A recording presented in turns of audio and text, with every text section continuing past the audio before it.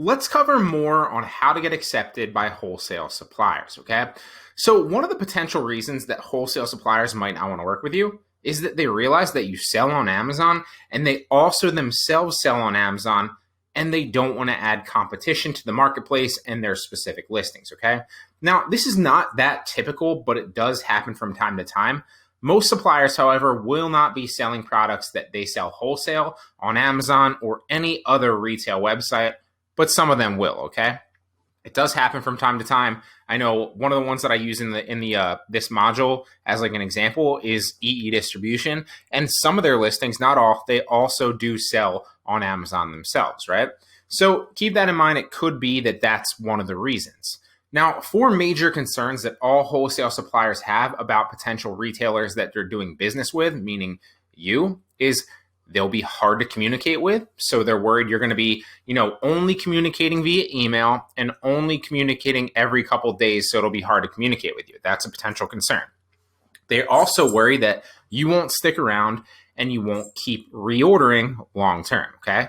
They also worry that you're only going to place smaller orders, and they're personally looking for big fish that are going to order big quantities and order consistently. Okay.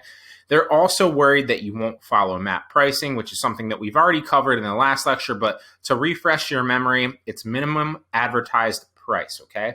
And basically what that is the lowest that you are supposed to list your prices at, okay? Now, sometimes people in this specific aspect, if they're on a listing and, the price is lower and it's no longer profitable, they'll drop it below the MAP pricing. Okay. But you have to remember, if you buy it from a wholesale supplier who has MAP pricing, you're not allowed to drop it lower than that. Otherwise, if they catch you, they'll get in trouble from their brand, right? And then you risk potentially losing your account with them if they catch on to it. Okay. So instead of figuring out like, okay, these are the concerns and avoiding them, right? Instead, preemptively handle them in your communication with them, right? You can, when you're sending out emails to suppliers, obviously still, like I said in the last lecture, you want to keep it as short as possible, but instead ask yourself how you can preemptively quell these concerns that wholesale suppliers have, and how you can basically preemptively handle them to show that you will not be, or their concerns with you on these specific things aren't warranted, right? And then you'll stand a much better chance of getting accepted. For example, mention that you understand what MAP pricing is, right? And if you need a refresher on how to actually do that, go back and watch the last lecture. I give you an entire breakdown of like 30 minutes of how to write, professional looking emails that will get accepted and get you accepted to wholesale suppliers, right? Also make it seem like you're going to potentially order more inventory in the future, right? That you're a potential big fish. Also make it seem like you're looking for long-term relationships and you're looking for a supplier to build a long-term relationship with, and you're looking for products that you can consistently source long-term. An easy way to do that might be mentioning something like you're looking for replenishables, right? Another one that you'll be hard to communicate with. Maybe put your phone number at the bottom of the email and tell them to call you if they have any questions, right? Or maybe even say something like, when can you hop on a call with them to discuss, how to sign up for an account or any paperwork that they might need you to take care of, right?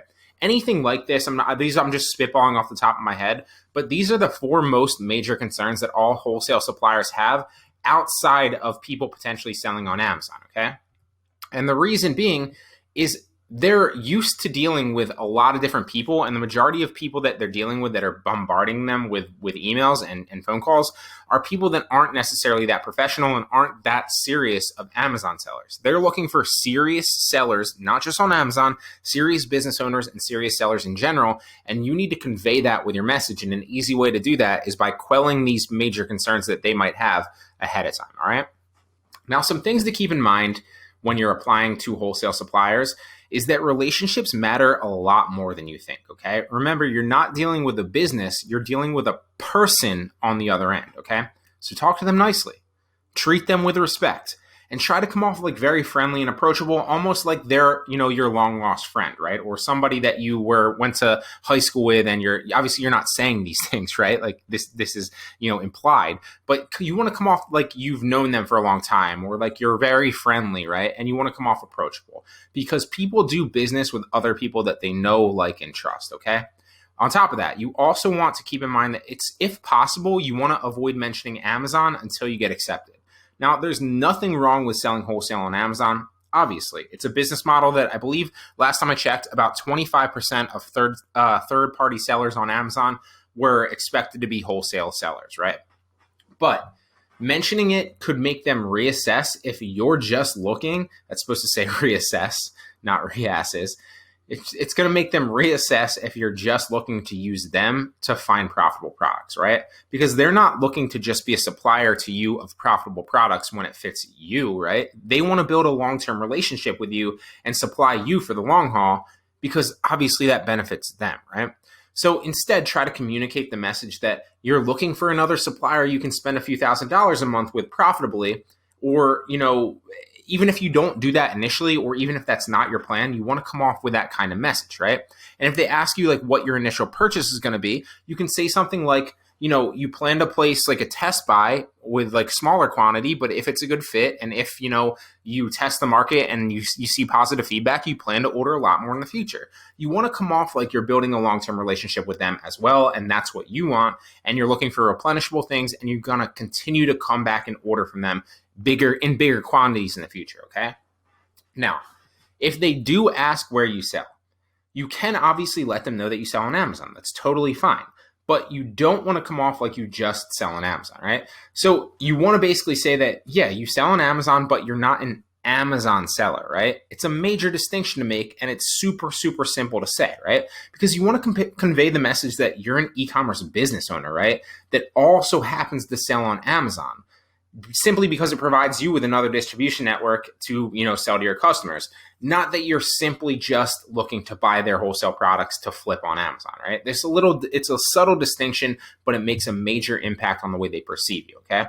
So instead, you want to kind of convey the message that you're an e-commerce business owner who also happens to sell on Amazon, not that you're an Amazon seller, okay?